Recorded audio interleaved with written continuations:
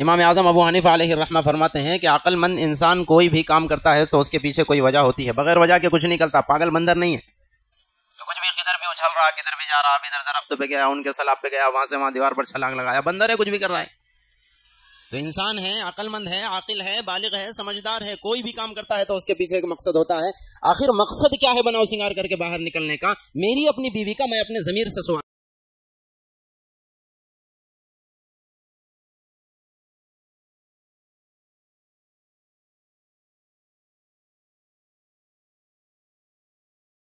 الکریم اما بعد فاعوذ باللہ من الشیطان الرجیم بسم اللہ الرحمن الرحیم ما كان محمد ابا احد من رجالکم ولکن رسول اللہ وخاتم النبیین صدق اللہ العلی العظیم۔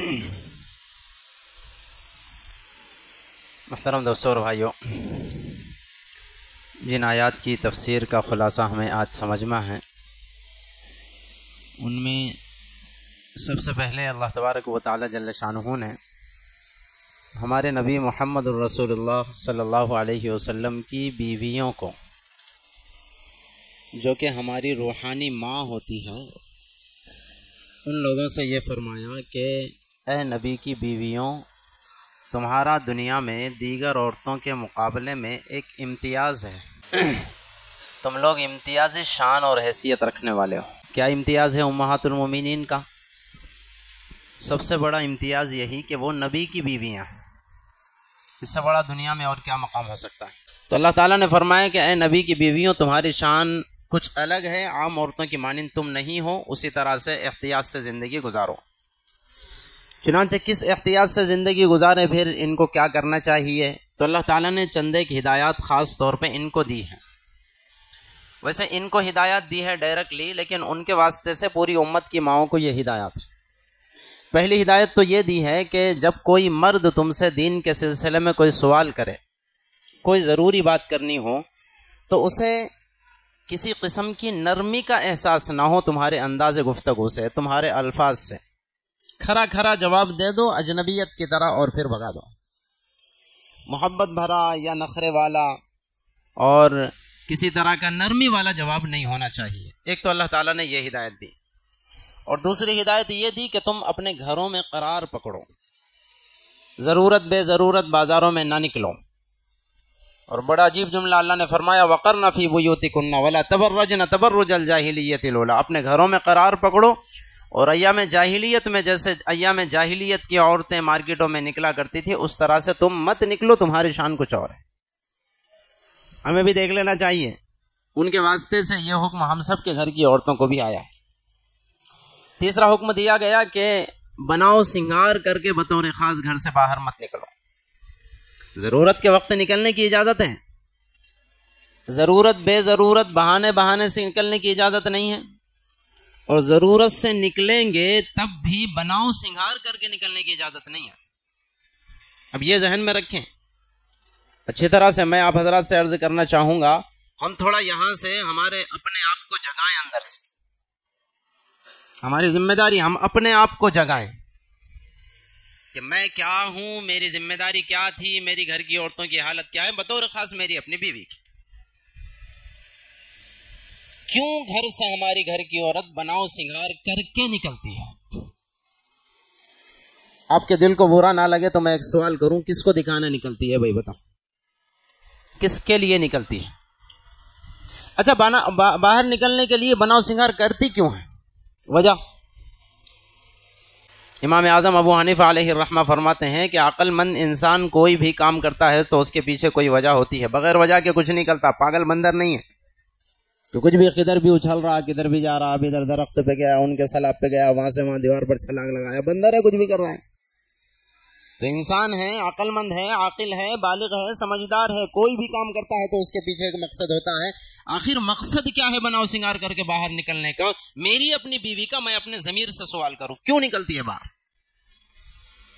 ہاں، یہاں تک درست ہے، دیکھو ذہن میں رکھو۔ آپ باہر جائیں گے، رشتہ داروں میں جائیں گے، فنکشن میں جائیں گے، تو یہ دین نہیں کہتا کہ آپ بری حالت میں جاؤ، گندی حالت میں جاؤ۔ برتن دھو رہے تھے، اٹھ کے اسی حالت میں چلے گئے، ڈریس پہنا ہوا 4 دن سے میلا ہے، اسی حالت میں چلیں گے، یہ دین نہیں کہتا۔ ٹھیک ہے، آپ 4 لوگوں میں جا رہے ہیں، اچھا لباس آپ کے بدن پر ہونا چاہیے۔ آپ کے چہرے سے پسینے کے ریلے جائیں بالکل مناسب نہیں ہے. آپ صابن سے منہ ہاتھ دھو کے جا سکتے ہیں، لیکن اس کا مطلب کیا ہے کہ آپ کا شوہر آپ کے ساتھ پورا سال رہ رہا ہے، آپ کو کبھی توفیق نہیں ہوئی کہ اس کے لیے بناؤ سنگھار کرے، لیکن فنکشن میں جانے کے لیے 1 گھنٹے تک آپ آئینے سے دوستی کرتے ہیں. اس کی وجہ بتائی جائے. بالکل غلط ہے، غلط معاشرہ ہمارے پاس بنا ہوا ہے. ہمارے پاس معاشرہ تو کیسا ہے پتا ہے؟ بناؤ سنگھار کا مطلب باہر جانا ہے. یہی ہے نہیں ہمارا معاشرہ. ہمارے چھوٹے چھوٹے معصوم بچے جن کو بولنے بھی نہیں آتا نا، وہ بھی امی کو پوچھ لیتے کبھی اگر تیار ہو رہے تو امی کہاں جا رہے.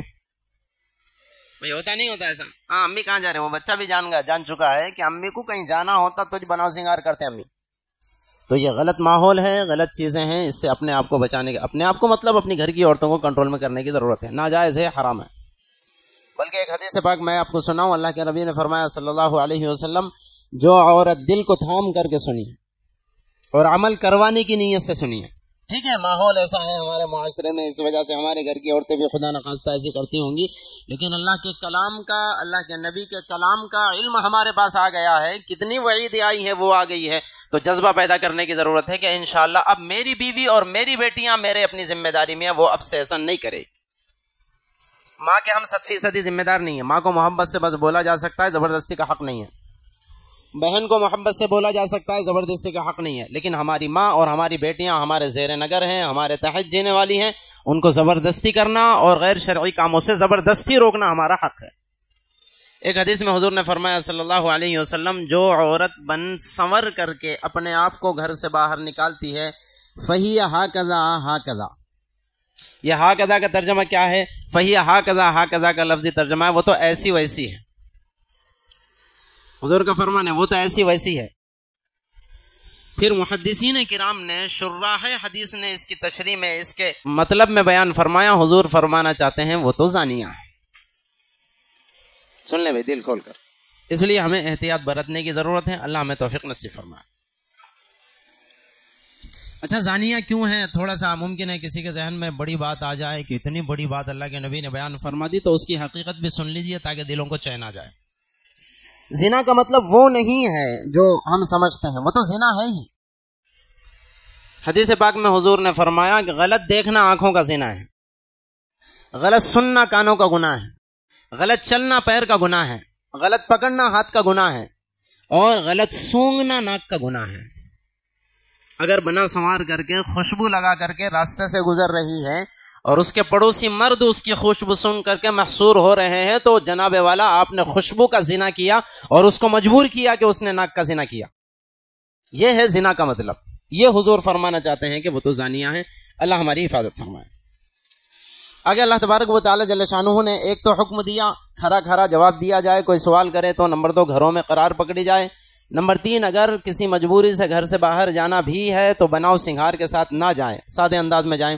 نمبر 4 نمازوں کا اہتمام کریں اور زکوٰۃ ادا کریں اور اللہ اور اس کے رسول کی 100% اطاعت اور فرما برداری کریں. اتنے احکامات بطور خاص اللہ نے دیے ہیں.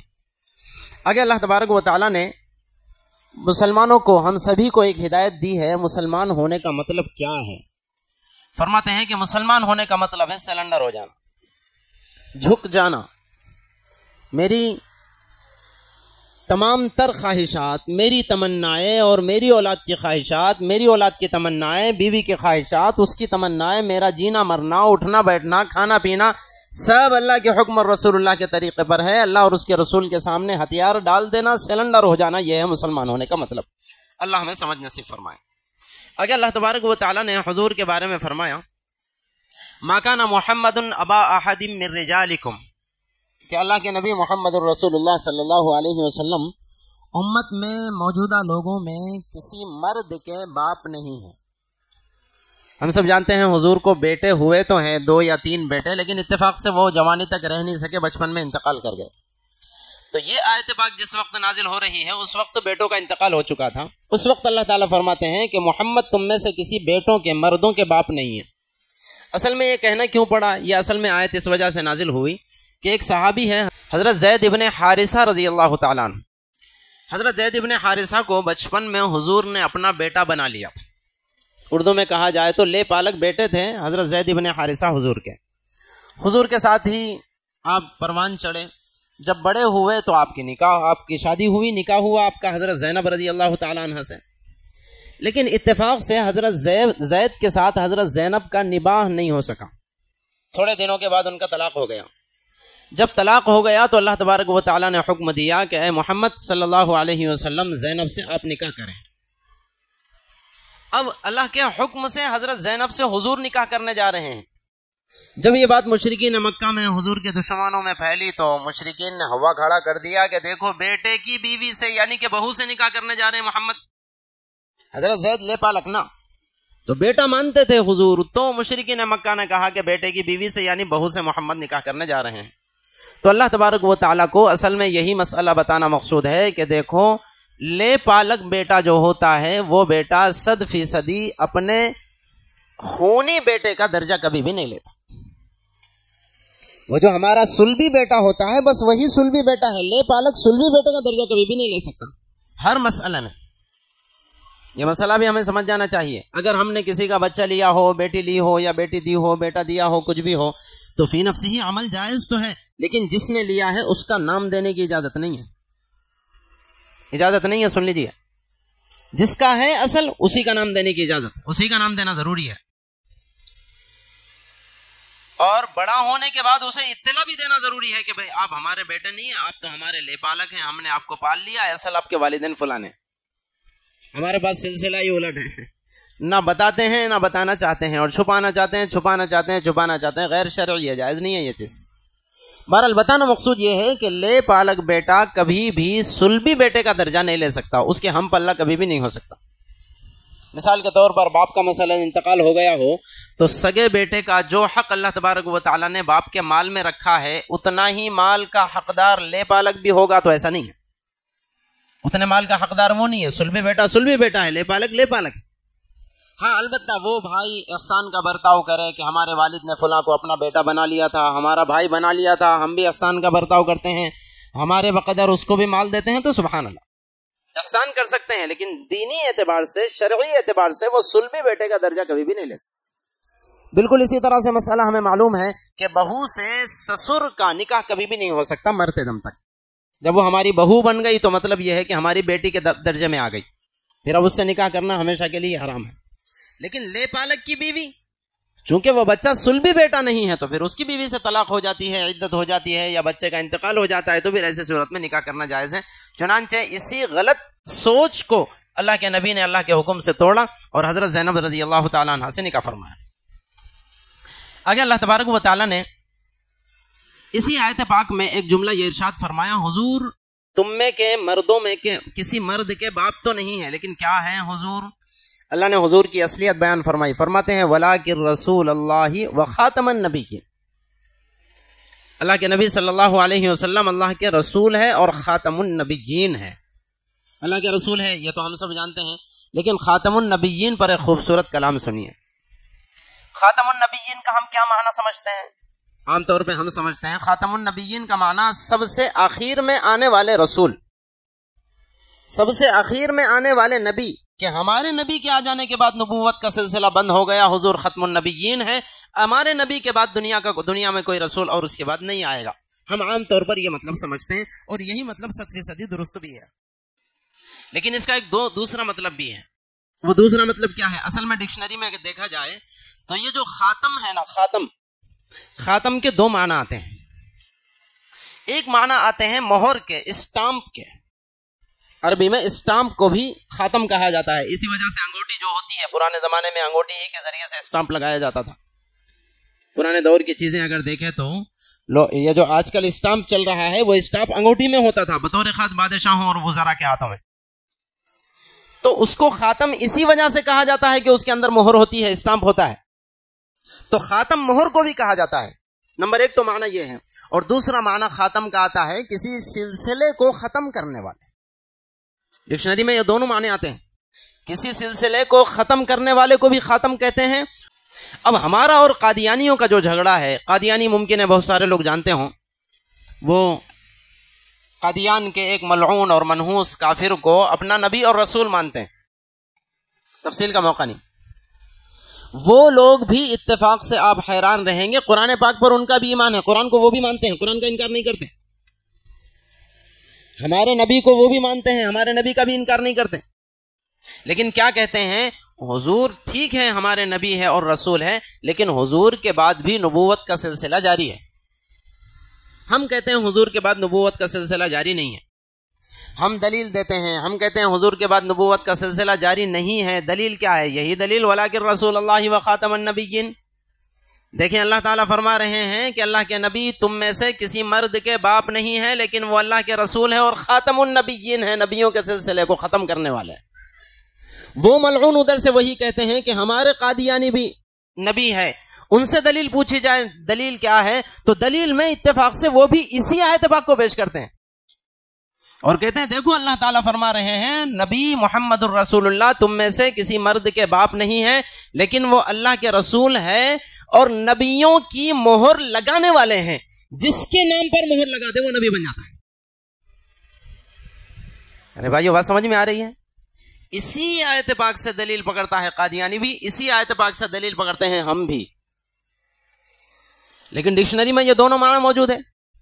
خاتم سلسلے کو ختم کرنے والا یہ بھی معنی ڈکشنری میں موجود ہے، اور خاتم مہر لگانے والا یہ بھی معنی ڈکشنری میں موجود ہے۔